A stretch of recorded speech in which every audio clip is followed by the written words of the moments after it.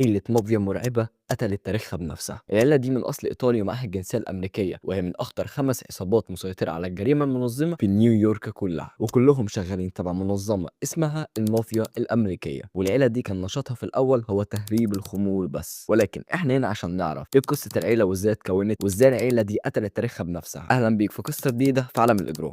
الحكاية بدأت بمهاجر صقلي اسمه جو بروفاسي، اتولد في باليرمو يوم 2 أكتوبر 1897. طفولته ما كانش معروف عنها كتير غير إنه كان مشاغب ودخل في مشاكل كتير خلته يقف قدام المحكمة، لدرجة إنه اتقبض عليه مرتين وقضى سنة كاملة في سجن في صقلية بتهمة السرقة.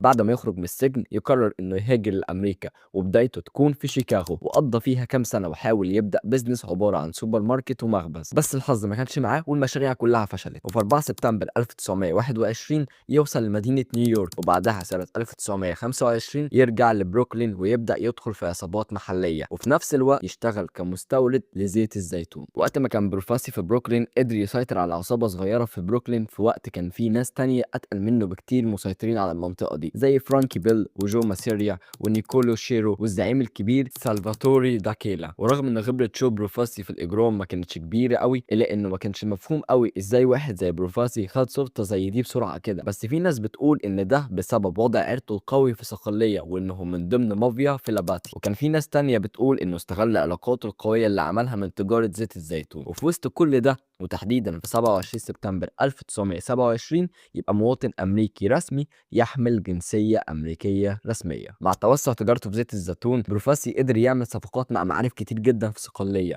وكان من بين أكبر عملائه إجنازيو إيطاليانو، وده كان واحد من زعماء المافيا في تامبا. ومع الوقت دخل بروفاسي في عالم المافيا بجد في نيويورك، ووقتها ما كانش فيه نظام رسمي للعصابات، كانت عبارة عن مجموعة أحياء إيطالية، والأقوى هو الأشطر في استعمال السلاح. كمان بروفاسي وحليفه ماجليكو اشتغلوا في كل حاجة بتجيب فلوس، زي الربا، المراهنات، شبكات الدعارة اللي كانت بتدفع عليهم إتاوة أسبوعية كبيرة، ولكن المصدر الحقيقي لثروته كان تجارة وتهريب المخدرات. وعشان يحمي الشغل الشمال ده كله كان بيدير شركته القانونية ماما مية للاستيراد، اللي خلته يتلقب بملك زيت الزيتون، وفتح 20 شركة تانية مشغلة مئات العمال، والبيزنس يزدهر جدا خصوصا بعد الحرب العالمية التانية، وكان البيزنس ده هو الواجهة لحماية كل أعماله المشبوهة. بروفيسي كان عنده ابنه فرانك دخل معاه في العصابة، وابنه التاني جون مشي في طريق قانوني وحلال وكان فرع مخالف للعيلة تماما. وبنتين من بناته اتجوزوا ولاد زعماء عصابات ديترويت، ويليام توكو وجوزيف زيرلي. اخوه سيلفاتوري كان المستشار بتاعه لسنين، وكان بيعمل كل فلوسه من تجارة الافلام الاباحية. وحليفه جوزيف ماجلييكو كان النائب بتاعه. وبنت اخوه روزالي اتجوزت سلفاتوري بونانو ابن الزعيم الكبير جوزيف بونانو زعيم عائلة بونانو الإجرامية. بنت اخوه روزالي وصفته انه كان شخصية بتخطف العين، بيركب عربيات كادليك سودا وشيك، وكان دايما بيدخن السيجار، وكان كريم جدا مع عيلته لدرجة انه كان بيحجز صف كامل في مسرح برودواي عشانهم. بروفاسي كان عايش في غنى فاحش، عنده بيت كبير في بروكلين وبيت في ميامي بيتش، واشترى مبنى ضخم جدا مساحته تقريبا 328 فدان في نيو جيرسي، واللي كان بتاع الرئيس ثيودور روزفلت، وبنى فيه مهبط طيارات وكنيسة خاصة فيها مسبح شبه اللي في كاتدرائية القديس بطرس في روما. بروفاسي كان كاثوليكي متدين، وكان بيقدم تبرعات بمبالغ ضخمة جدا للجمعيات الخيرية الكاثوليكية. والكنيسة اللي بناها دي كان فيها لوحات فيها قديسين وملايكة، وجنبهم ناس ببدلات وفساتين من الأربعينات في القرن العشرين. وكان بيتقال إن اللوحة اللي فيها راجل بطاقية فيدورا وحاطط إيده على قلبه هو جو بروفاسي نفسه. ولكن على الرغم من كل الصرف والاهتمام ده بروفاسي ما كانش بيروح القداس أساسا بشكل منتظم، على عكس والدته واللي اتقال إنها كانت بتروح القداس كل يوم. 1 يوليو 1928 الدنيا اتقلبت لما فرانك ييل اتقتل على ايد قتلة مأجورين شغالين مع الكابوني زعيم عصابة شيكاغو. الكابوني عمل كده عشان ينتقم من ييل اللي رفض يديله السيطرة على جمعية يونيون سيسليانا الأخوية. وموت ييل كان فرصة ذهبية لبروفاسي وحليفه ماجلييكو، قدروا يحطوا ايدهم على مناطق كانت تابعة لفرانكي ويضموها لعصابتهم الصغيرة. والمناطق دي كانت بنسون هيرست وباي ريدج وريد هوك وكارول جاردنز، في حين ان باقي تركة فرانكي راحت لعيلة ماسيريا. بعدها بكام شهر وتحديدا في 10 اكتوبر 1928 داكيلا زعيم زعماء المافيا يتقتل هو كمان، وده فتح خناقه كبيره على المناطق اللي كان مسيطر عليها. وعلشان ما يحصلش اي نوع من حروب عصابات في بروكلين الزعماء قرروا يقعدوا مع بعض في 5 ديسمبر في فندق ستاتلر بمدينه كليفلاند في اوهايو، ودي كانت منطقه محايده تبع عيله بولو الاجراميه. الاجتماع ده حضره بروفاسي وماجليكو واللي كانوا بيمثلوا مدينه بروكلين، وفينسنت مانجانو واللي كان بيقدم تقاريره لمانفريدي مينيو رئيس عيله داكيلا، واللي كان بيمثل سيلفاتوري سالفاتوري مارانزانو وعيلة كاستلاماريزي وإجنازيو إيطاليانو واللي كان بيمثل تامبا في فلوريدا وجوزيف جوينتا واسكوالي لولوردو واللي كانوا بيمثلوا شيكاغو. وفي نهاية القعدة دي بروفاسي طلع كسبان واستحوذ على جزء من منطقة ديكيلا في بروكلين. بعد ما ديكيلا مات بكام شهر جو ماسيريا بدأ إنه يخطط عشان يبقى هو زعيم الزعماء للمافيا في أمريكا كلها، وبدأ يفرض إتاوات وجزية على عائلات المافيا الثلاثة اللي فاضلين في نيويورك واللي هم عائلة بروفاسي وعائلة كاستلاماريزي وعائلة رينا. ولكن يصادف في نفس الوقت إن مارينزانو زعيم عائلة كاستلاماريزي كان هو كمان عايز يبقى زعيم الزعماء، ومن هنا تولع أول شرارة في حرب كاستلاماريزي.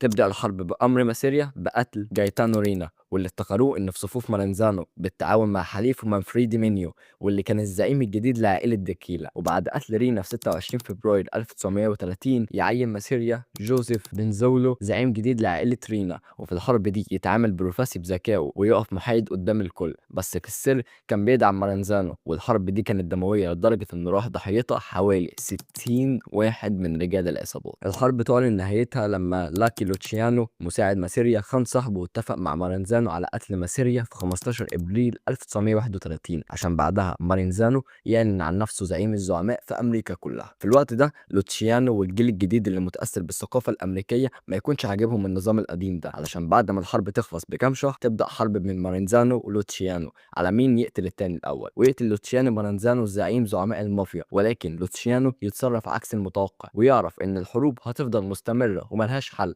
ولازم نظام يحكمها ويشكمها ويعرف ينظمها صح وينهي عالم الفوضى ده. وعشان كده يتم تأسيس لجنة المافيا. لجنة المافيا هي زي مجلس إدارة بيضم العائلات الخمس الكبار في نيويورك و21 عيلة تانية في أمريكا عشان يحلوا النزاعات وينظموا الشغل للمافيا وحل كل النزاعات المتواجدة واللي هتتواجد. بروفاسي قدر ياخد كرسي دائم في المجلس وبقى هو الزعيم الرسمي لعيلته. كمان كان جوزيف بونانو هو أقرب حليف لبروفاسي في اللجنة واشتغلوا مع بعض لمدة 30 سنة. وكان بروفاسي برضو متحالف مع ستيفانو ماجادينو زعيم عيلة بافالو الإجرامية. عيلة بروفاسي كان فيها 150 عضو وأكتر من 1000 شريك وتخصصوا في المؤامرة، الربا، الخطف، سرقة البضائع. وبروفاسي بقى غني جدا واتلقب بملك زيت الزيتون ومعجون الطماطم. بروفاسي كان بيحاول يظهر بصورة الراجل الشريف لدرجة إنه في 1949 مجموعة كاثوليك قدموا التماس للفاتيكان عشان يدوا له لقب فارس، ولكن المدعي العام في بروكلين اعترض والفاتيكان يرفض الالتماس. وفي سنة 1952 لما حرامي يسرق تيجان مليانة مجوهرات من مزار كاثوليكي بروفاسي يبعت رجالته ويرجعوا التيجان ويقتلوا الحرامي. وفي الوقت ده يكون بروفاسي أساسا واحد في الفرسان، وكمان يتقال عن قتل الحرامي انهم خنقوا الحرامي بالمذبحه ولكنها تطلع اشاعه. في 1953 مصلحه الضرايب تطالب جو بروفاسي ب1.5 مليون دولار وما تدفعش الضرايب لحد ما يموت بعد 9 سنين. وفي 1954 الحكومه تحاول تسحب منه الجنسيه الامريكيه، وده لانه كذب في ورق الهجره سنه 1921 وما قالش انه كان مسجون في ايطاليا، بس المحكمه لغت القرار سنه 1960. وفي سنه 1956 يتم تسجيل مكالمه تليفون بين بروفاسي وانطونيو كوتوني، وده واحد من ضمن رجال المافيا الصقلية. والمكالمة كان فيها معلومات عن تصدير برتقال من صقلية إلى الولايات المتحدة والبوليس يحس إن في حاجة. وبالفعل في 1959 المجاري تمسك شحنة برتقال جاية من صقلية لبروفاسي في أمريكا، واكتشفوا إن في 90 برتقالة متفرغة ومحشية هيروين، والكمية كانت حوالي 50 كيلو وكانت محشية بكميات معينة علشان يبقى وزنها زي وزن البرتقالة الحقيقية بالظبط. وفي 1957 اتقبض على بروفاسي في مؤتمر أبالشن الشهير مع 60 زعيم مافيا. وفي 13 يناير 1960 يتحكم عليه ب5 سنين،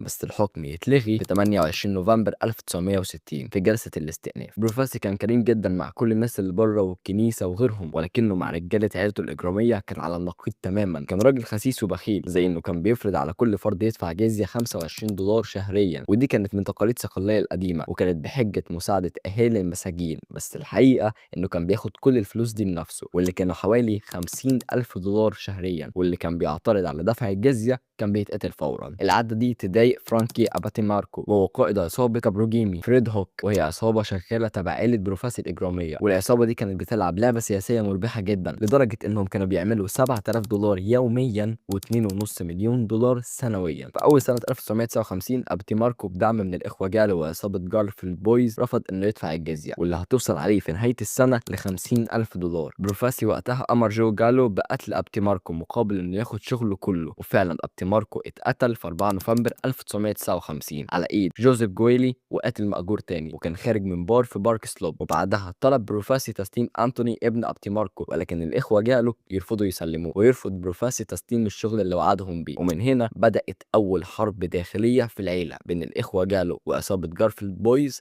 ضد عيلة بروفاسي الإجرامية. 27 فبراير 1961 الجالو قرروا يضربوا ضربة تقيلة، فخطفوا 4 من كبار رجالة بروفاسي، نائبه ماجليوكو وأخوه فرانك ورئيس العصابة سالفاتوري موستاشيا والجندي جون سيمون. بروفاسي أول ما عرف اللي حصل جري على فلوريدا عشان يحمي نفسه، ولاري وألبرت جالو بعتوا أخوهم جو لكاليفورنيا عشان يخلصوا القصة ويتناقشوا مع مستشار بروفاسي تشارلز لوسيسيريو في مفاوضات وتكون نهايتها إطلاق سراح كل الرهائن بسلام. بروفاسي ما كانش ناوي يلتزم بالاتفاق ده خالص، عشان في 20 أغسطس 1961 يؤمر بقتل لالي جالو وواحد من الموالين ليه اسمه جويلي. الموالين دول اللي هم زي العبيد. جويلي قتلوه بعد ما عزموا واحد من رجالته على رحلة صيد في البحر. أما لاري جالو فرجع من محاولة خنق في نادي سحاري، والمحاولة نفذها بريسيكو وسيلفاتوري دامبروسيو، واللي أنقذه كان شرطي معدي بالصدفة. بس الخيانة دي ادت لعيلة جالو لقب الأفعى، والحرب استمرت وراح ضحيتها 9 ضحايا و3 حالات اختفاء تامة. وفي أواخر نوفمبر 1961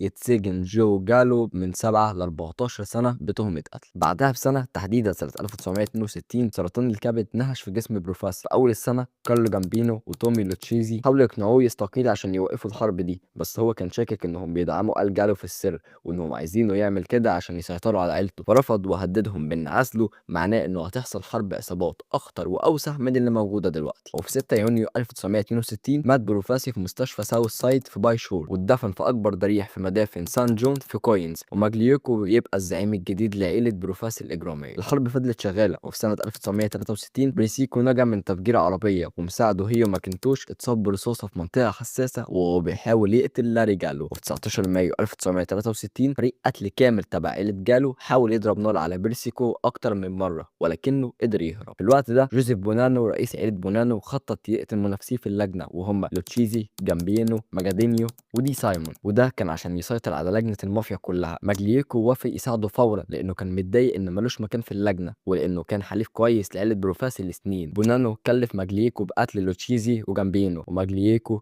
كلف واحد من رجالة المهمات الصعبة عنده اسمه جوزيف كولومبو. بس كولومبو كان خبيث وصايع جدا وانتهز الفرصة، وبدل ما يقتلهم راح حكى لهم على كل حاجة عن المؤامرة. وقتها الزعماء عرفوا إن بونانو هو العقل المدبر، واستدعوه هو وماجلييكو للتحقيق. بونانو خاف وهرب على مونتريال وساب ماجليوكو يواجه مصيره لوحده. ماجليوكو كانت صحته ضايعه ومصدوم من اللي حصل، واعترف بكل حاجه. اللجنه قررت تسيبه يعيش بس بشرط، وهو انه يتنازل عن زعامه عيله بروفاسي ويدفع غرامه $50,000. وعشان اللجنه تكافئ جوزيف كولومبو على ولائه وانه كشف الخيانه، سلمته زعامه العيله رسميا، ومن هنا تحولت العيله لعيله كولومبو الاجراميه. بس تفتكر حال العيله هيبقى عامل ازاي في عهد جوزيف كولومبو؟ ولد جوزيف كولومبو في بروكلين يوم 16 يونيو 1923 لعيله ايطاليه امريكيه. والدته كانت من نابولي، اما والده انتوني كولومبو فكان مولود في البرازيل، وكان من اوائل الناس في عيله بروفاسي الاجراميه. نهايه والده كانت مأساويه، لانه في سنه 1938 لقوه مخنوق في عربيه مع عشيقته. جو درس 2 بس في مدرسه نيو تريخت الثانويه، وبعدين ساب الدراسه عشان ينضم لخفر السواحل الامريكي وقت الحرب العالميه الثانيه. وخفر السواحل هي القوى المسؤوله عن حمايه الحدود البحريه والمواني. لكن في سنه 1945 شخصوا حالته بمرض الاعصاب، وهو مرض عباره عن اضطراب نفسي وخوف بيأثر على التوازن، وبسبب التشخيص ده يخرجوا من الخدمه. جو قبل ما يغرق في عالم الاجرام اشتغل في وظائف حلال كتير. على سبيل المثال قضى 10 سنين كان شغال عامل في المينا، و6 سنين كان بياع في شركه لحوم، واخر حاجه كان شغال سيلز عقارات. كمان جو كان عايش حياه متواضعه في بيت في باي ريدج في بروكلين، وكان عنده مزرعه صغيره مساحتها 5 فدادين في نيويورك. اتجوز جو لوسي فايلو سنه 1944 وخلفوا 5 ابناء، واللي منهم كريستوفر وجوزيف وانتوني. وبسبب تاثره بوالده انضم لعيله بروفاسي وبقى اكفأ واحد في رجالتهم لحد ما اترقى لرتبه كابو. والرتبه دي هي حلقه الوسط بين العراب اللي هم اداره العيله والجنود بتوعهم، وكمان المسؤول عن اداره منطقه وتوريد الفلوس بتاعتها وولاء جنودها للزعيم. كمان يوزع كل جندي في منطقته ولمهمته. لما وصل لسن 41 سنه بقى جو كولومبو اصغر زعيم مافيا في نيويورك، واول زعيم يكون مولود ومتربي في امريكا. كمان كان عنده فلوس واستثمارات في اكتر من 20 شركه نشاطهم كلهم حلال. كمان الغريب ان سجله الجنائي لحد الوقت ده ما كانش فيه غير مخالفتين تافهين، وكانت غرامتهم $1 عن كل مخالفه فيهم، وده خلاه ما يبانش بالصوره التقليديه لزعيم المافيا. كولومبو كان شخص طموح ومالوش حدود، لانه كان عارف ان سنه الصغير هيدير وقت طويل في الحكم، وان لو عاش اكتر من الزعماء العواجيز هيبقى اقوى زعيم في البلد كلها. لما المحقق ألبرت سيدمان استدعاه عشان يسأله عن موت واحد من رجالته، راح من غير محامي وقال له بثقة: أنا مواطن أمريكي من الدرجة الأولى، ليس لدي شهرة تجعلني شخصا صالحا رسميا مثلك، لكنني آمن بنزاهة مثلك تماما لكسب رزقي. كولومبو بدأ يظبط العيلة من جوه، لقى الرجالة العواجيز والمخضرمين لمناصب عالية، وده كان بهدف إنه يضمن ولائهم ويبعد الشباب الطموح اللي ممكن ينقلب عليه، وبكده قدر يرجع الاستقرار للعيلة بعد سنين من الصداع والحرب. كمان نجح في إنهاء الحرب مع عيلة جالو للأبد، وضم لصفوفه نيكولاس بيانكو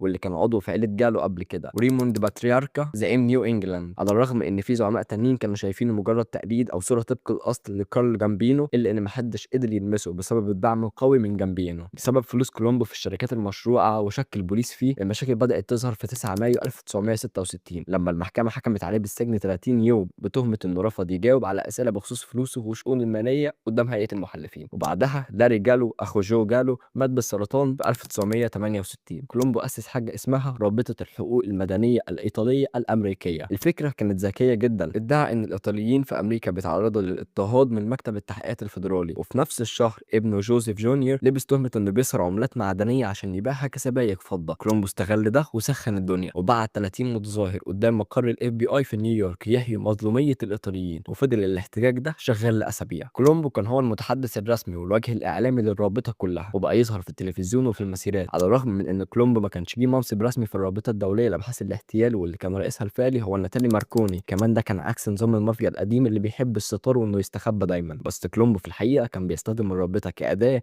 عشان يشوش على التحقيقات الفيدراليه في جرايمه، وده اللي خلى زعماء العصابات التانيين يتضايقوا منه جدا، لان حركاته دي بتجيب عين البوليس عليهم. بس هو ما كانش بيهتم بكلامهم وكان ماشي في سكه. 29 يونيو 1970 نظم كولومبو اول تجمع لرابطه الحقوق المدنيه الايطاليه الامريكيه، وعلى الرغم من نجاح الرابطه وزيادة شعبيتها، ظهر كولومبو في مقابلات تلفزيونية وشارك في فعاليات جمع التبرعات وألقى محاضرات نيابة عن الرابطة، وده ضايق كل الزعماء الكبار جدا، إلا إنهم كمان بدأوا يقلبوا على كولومبو فعليا. وفي مظاهرة الرابطة الثانية سنة 1971 أمروا كل رجالتهم ما يروحوش، وحتى جوزيف دي سيكو واللي كان واحد من كبار منظمي الرابطة يستقيل. ومش بس هو ده، كمان قائد في عيلة جامبينو يستقيل بحجة إنه تعبان، ودي كانت رسالة واضحة إن كولومبو بقى لوحده تماما. في فبراير 1971 ابن كولومبو ياخد براءة من تهمة سهر العملات، وده بعد ما اتقبض على الشاهد الرئيسي في القضية. بعد محاكمته بتهمة كذبه في طلب العمل كوسيط عقاري، يتحكم على كولومبو بالسجن لمدة 2.5 سنين في سجن الولاية، إلا إن الحكم اتأجل بالاستئناف. وفي نفس السنة كولومبو يعمل حركة غريبة، وهو إنه تحالف مع رابطة الدفاع اليهودية بقيادة الحاكم مائير كهانا، وقال إن المجموعتين الإيطاليين واليهود بيتعرضوا لنفس المضايقات من البوليس، ووصلت إنه دفع كفالة ل 11 عضو مسجون من جماعة كهانا. في الوقت ده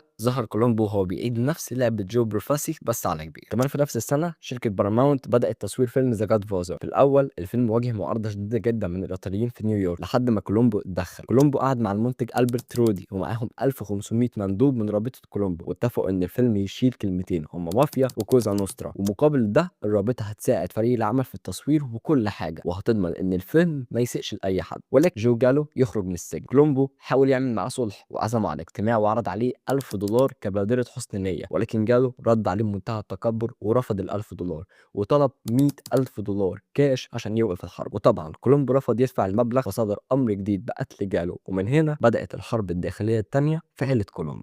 يوم 28 يونيو 1971 وفي وسط مسيرة يوم الوحدة الإيطالية في ميدان كولومبوس، شاب أفرو أمريكي اسمه جيروم جونسون عنده 24 سنة يضرب على كولومبو 3 رصاصات في راسه وفي رقبته. وقتها الحراس بتاع كولومبو صفوا الشاب ده في وقتها، وكولومبو صحته تتدمر بعد الرصاصات اللي اتضربت عليه. البوليس قال إن جيروم كان لوحده، ولكن تتواجد نظريات كتير. على سبيل المثال ناس قالت إنه تبع جو جالو اللي كان في حرب مع كولومبو بقاله 10 سنين. كمان ناس تانية شكت في كارلو جامبينو، وده لأن جيروم كان قاعد بعض الوقت في نادي تبع عيلة جامبينو. كمان كولومبو كان بيطنشه، ووصلت إنه بصق في وشه قبل كده لما حصل بينهم مشادة كلامية بخصوص الرابطة، ولكن العيون كلها تتنصب على جالو. في أول سنة 1972 تهدى الأجواء حوالين جريمة كولومبو، ويتم عرض مكافأة للي هيقدر إنه يقتل جالو من عيلة كولومبو، وسببها يدخل 4 مسلحين ويقتلوا جالو وهو بيتغدى مع عيلته في 7 أبريل 1972. ألبرت أخو جالو كان عايز ينتقم لأخوه، فقرر إنه يبعت مجرم علشان يقتل أفراد عيلة كولومبو وهم بيتغدوا، واللي كان منهم بيرسيكو، ولكن للأسف الشخص ده ما يعرفهمش أساسا، فضرب نار على 4 أبرياء وقتل 2 منهم. كامل. في الفترة دي كولومبو فضل بيصارع مع الرصاص اللي اتضرب عليه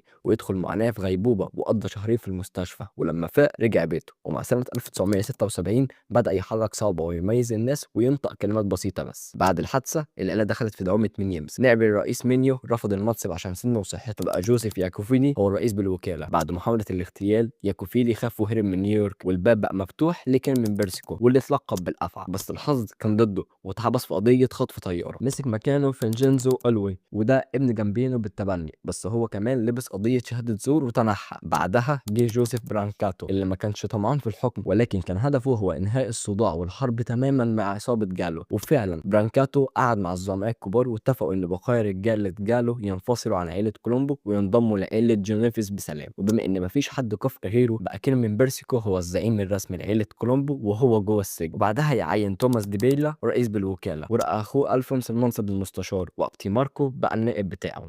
ديبيلا كان راجل هادي وعارف يهرب من البوليس، كمان الراجل ما عندوش غير قضية خمول من سنة 1932، بس هدوءه ده خلى عيلة جامبينو تاكل في ورث عيلة كولومبو وتضعف نفوذهم في السوق. وفضل ديبيلا ماسك لحد ما صحته تدهورت واعتزل سنة 1977. 22 مايو 1978 جو كولومبو مات بسكتة قلبية بعد ما قضى سنين في الغيبوبة، واتعملت له جنازة مرعبة في بروكلين واتدفن في كوينز.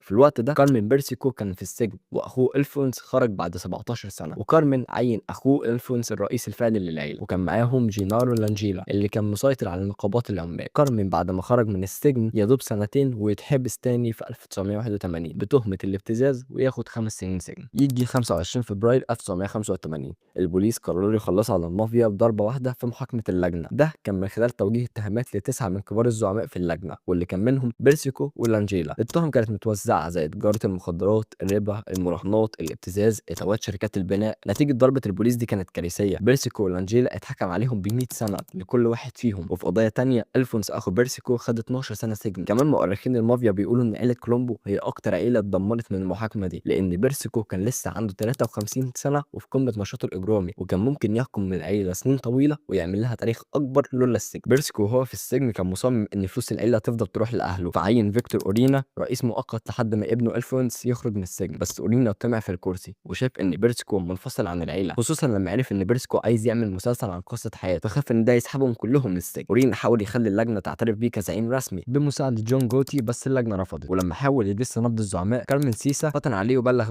بيرسيكو اتجنن وأمر بقتله فورا. وفي 21 يونيو 1991 أورينا نجا من كمين مسلح قدام بيته، ودي كانت بداية حرب كولومبو الثالثة.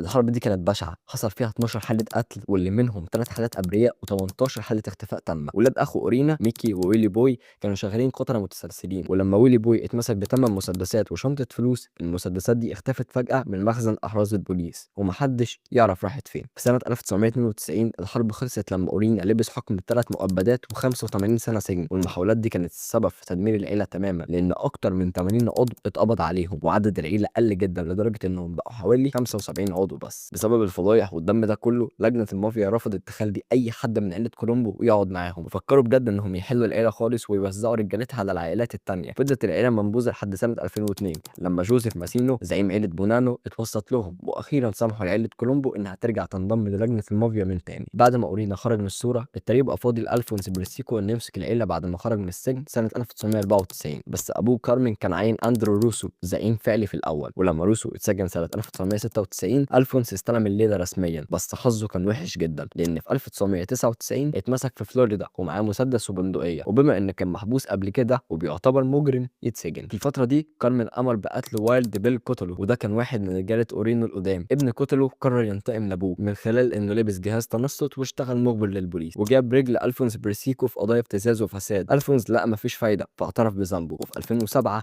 اتحكم عليه وعلى نائبه جاكي ديروس بالسجن المؤبد بتهمة قتل كوتلو. بعد ما ألفونس دخل السجن العيلة بقت تحت ايد جو ويفرلي لحد ما اتسجن هو كمان في 2003، عشان بعدها ظهر تومي شوتس كزعيم. بس في 2008 مكتب التحقيقات الفيدرالي عمل حملة اعتقالات شملت جيولي والأسطورة سوني فرانسيس وكبار القادة بتهم ربا وقتل وابتزاز عمالي. حتى رالف دييلو اللي كان بيدير الشغل من بوستن اتمسك في 2009. في يوم 7 مارس 2019 انتهى عصر أهم راجل في تاريخ العيلة بموت كارمن بيرسيكو وهو في السجن، وبموته ابنه ألفونس اللي كان لسه بيحاول يدير العيلة من ورا القضبان بمؤبد وتنحى عن الإدارة تماما. وقتها العيلة اختارت أندرو روسو ابن عم كارمن علشان يبقى هو الزعيم الرسمي الجديد، وجاب معاه دائرته المقربة من بنجي كاستيليزو وتيدي بيرسيكو. والعيلة فضلت تحاول تبتكر طرق جديدة للفلوس. على سبيل المثال في 2020 فرانكي روسو حفيد الزعيم أندرو روسو دخل في خطة نصب ضخمة مع محامي اسمه جاي كورلاند، ونصبوا على الناس، كسبوا في نياه نصيب في مبلغ قيمته 80 مليون دولار. وفي 2021 أندرو روسو والقيادات بتوعه اتوجه لهم اتهام خطير بأنهم اخترقوا النقابة عملية في كوينز وسيطروا على برامج التأمين الصحي وشهادات السلامة. الفكرة بقى إن ريتشارد فريرا واحد من القادة قلب مخبر للبوليس وساعدهم في قضايا تانية. وفي النهاية دي ماتيو خد 3 سنين، وتيدي بيرسيكو خد 5 سنين، وكاستيلازو خد 15 شهر. وفي 18 ابريل 2022 يموت الزعيم اندرو روسو وهو عنده 87 سنه، واتعملت له جنازه في بروكلين حضرها 100 واحد من اللي فاضلين من العيله. حاليا بيعتقد ان العيله بيديرها روبرت دونفيريو كزعيم مؤقت، والكل مستني خروج تيدي بيرسيكو من السجن عشان يستلم الزعامه. وبكده تكون خلصت القصة رقم 17 و18 في عالم الإجرام. ما تنساش لايك لو الحلقة عجبتك، شير الحلقة مع غيرك، اشترك وفعل الجرس عشان توصلك كل قصة جديدة في عالم الإجرام. سلام.